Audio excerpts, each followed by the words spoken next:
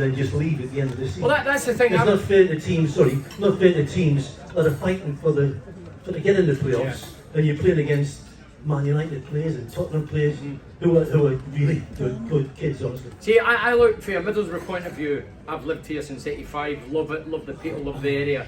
I've written about it. Love the team, obviously. But I'm looking and thinking, it's win or bust for us. This is my own thinking.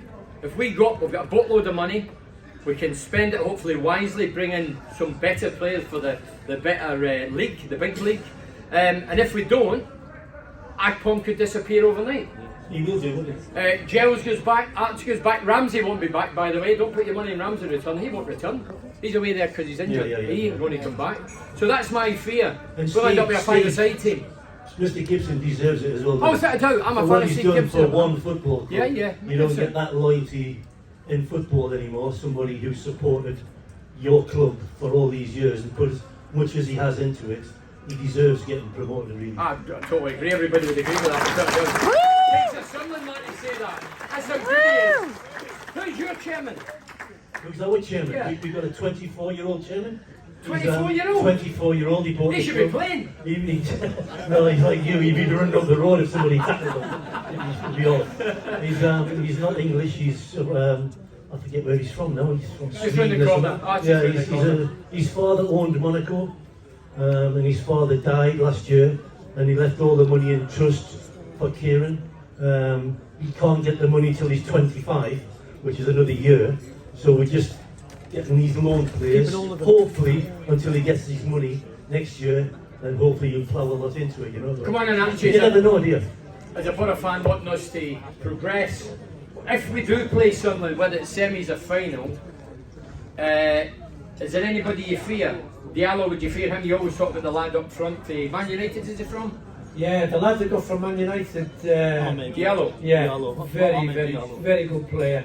Very good left foot, scores some good goals. But I don't fear Sunderland. I think we can beat anyone in this league. You just look at the teams we've played. Every time I've been here, we've played teams off the park. I haven't seen a bad game yet. I haven't been to them all, but the games I've been to, we haven't lost neither. So, what's your memories of Sunderland, playing against Sunderland? I remember one, I was new to England, that was only my third game. Played at Roca. Actually, go on. Emma. Tell Mickey. I'm video for Bernie. Oh yeah, who was the big centre half you had there? The best Yeah. centre half we had there. The big centre half. What was his name? No, it's Sean Elliott. Charlie Hill. Sean Elliott. Yeah. Sean Elliott. Yeah, I got sent off against him. Yeah. Yeah, he's a good. Yeah. So he's at Norwich now. Can we hear this story? Go on. Well, when I got sent off, obviously he'd done me, so I'd done it back, and referee, I'd been booked just beforehand. Referee said, right, you're off. Anyway, he sent me off, and as I'm coming off the pitch, you have to go down the tunnel, didn't you? Like a cage, cage thing, and all these Sunderland fans there, they're all gobbing at me. So I thought they were sleeping. Yeah. So you get arrested for that. So as I've gone off, I've thought, oh, fuck you. Please don't complain, please. But I was hoping that there was no one outside the ground waiting for me. So I got back at the Sunderland fan. I wish I'd never done it, but I did. We used to do. Well, you can't clap that. In our day, we did loads of things that you would never get. I played for Hull after Sunderland, and we had a manager called Mike Smith, who was the ex-Wales manager. He's a lovely man. He was 6'4", good as gold, gentleman, never swore. And we were in a match, and we were doing really badly for the season. We were nearly bottomless, and the crowd were getting at him. And I had a certain amount. There was about 40 of them, banging on the top of the dugout and swearing at him to get him out and everything. It was horrible to see. Every game. So there was one game we were playing, it was against Colchester, and one of our lads got injured. So the boss called me over because he wanted to change something on the pitch. I was his captain. Yeah. So I went over and he had the bucket of water, and he got the sponge and he was rubbing me and telling me what to do with the rest of the game with the team. So as we were doing that, these 40 people were behind the dugout, banging on it and shouting at him and that, and somebody spat at him, and it hit both of us. I was stuck. I picked the bucket up and I chucked it over the 40 of the whole lot of them. Oh, you're tough. And then on the night time, we went to me and Billy Whitehurst. Oh, he was mental. He was a nut. It was an evil thing. He was nuts. We went out for a drink and there was about 15 of them come looking for me. And Billy had about 13 of them. And I had the other 10. That's the sort of thing we used to do at the time. You know, you would never get away with it now. But I know Tuba's beat my record for the league goals, but can anybody, if we play Sunderland, beat the quickest ever goal? Hands up if you think that can happen. Some of you are going, what are you on about, aren't you? 16 seconds. Wow. But do you know why I'm telling you that? Because Ali Brownlee, the late great Ali Brownlee, we were doing the Borough TV. Yeah, big man for Ali. We were doing the Borough TV this night and we're told beforehand by the guy in charge, there's no dump button, 7 seconds on radio, television. If somebody swears or says it's inappropriate, you can dump them. Just letting you know. And Ali says, well, this isn't a Monday night. Ali says, well, don't worry about it. We win on Saturday. It's all Borough fans. Everybody delighted and happy. So the guy comes on. John from Birmingham. Hiya, John. Hiya, Mick from Thornaby. Hiya, Middlesbrough. And then back to Thornaby. Michael. Hi, Michael. Hello, Michael. It says Sunderland here. If you get lost, Ali says. He went, no, I love yous lads, and I've got the NTL, and I just love it. I'm a football fan. So he sounded a good guy. So I've looked at the camera and I went, Sunderland fan? He went, yeah. I says, are you aware who scored the quickest ever goal? What, sort of arrogantly, and he sort of looked at he said, I looked at the camera and he was, no, and I went, me, 17 seconds, he went, you fucking Scottish prick. And he went out there, and I was like, Eric, let me ask you a question. I know you really well, and we worked lots of years together, and I know what you like for your records and your goals. You love your goals and that. but don't forget the buds, don't forget the buds. And what? I'll turn that off.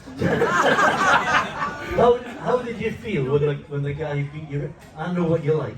You know what, Honestly, Mike, how did you feel? I'm when going you beat your to, record? I've mentioned it in here and I sincerely mean It this. was a good record, wasn't it? Yeah, but How many goals did you score?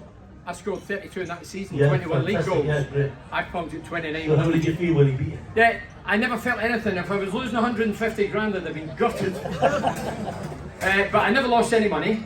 Records are there to be broken. You look at them left, right, and centre in the Premier League at the minute. Everybody's loved getting that done. record, didn't Oh you? no. Well, I wasn't even. Oh, you lost it. We've got a hyena. No. So seriously, Akpom's on. But I actually got in touch privately. I know, yeah. And I didn't say it to anybody. That's people can say, oh, you don't want me to be that. I actually says, well, all the best, you're doing brilliant. And then eventually met him. He said that 33 years, come on. I cost 25 grand, he cost 3 million. This team's topping the league, the team I was in the fourth bottom. So there's loads of... You're not answering me question. I was fucking gutted. No.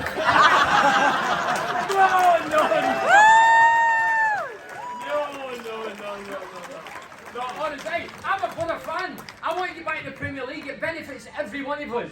Every one of us it benefits. Whether you're working in the paper shop or you live in the city, it lifts the spirits and the mood and the adrenaline. So I want back, and Akpom, Cuba, is for me, I can't believe how good he is, Mickey. I told him, I've seen him a few times. when I met him, I says, That's because I he's honestly- swearing. That's where the kids are going out. do you know what? Oh no, we'll get a couple minutes. Yeah, so well done, well done, Tuba. Tuba has been magnificent. Every accolade going, he deserves that, lad. And he deserves to go in the Premier League. So finally then, so what's going to be the score today? That's you like a punt. 2-0. I've given you the mighty hold. 2-0, fair enough. Taylor. I hope he's win. But I've seen Coventry play a couple of times this year. We've got a fantastic striker. He's called Yorkes. He's a 21 Swedish lad. They're asking for 20 odd million for him from the Premiership clubs that are chasing him now. So you've got to be careful of him. But obviously I want you to win so we can qualify and play us down at Wembley. It'll be a great day for everybody. Put your hands together for Archie Stevens and Mickey Hawkins. Well done, my camera woman. Well done, you.